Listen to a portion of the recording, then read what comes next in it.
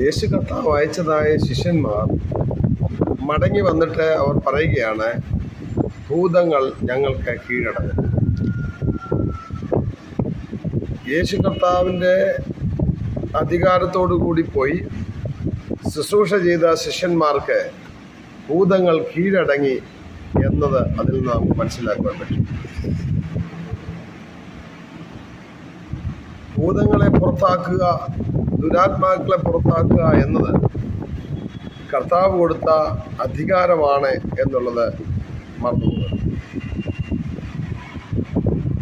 വിശ്വസിക്കുന്നവർ ഭൂതങ്ങളെ പുറത്താക്കാൻ പറ്റും എന്നാണ് മർക്കോസ് 16:17 കർത്താവ് പഠിപ്പിച്ചത്.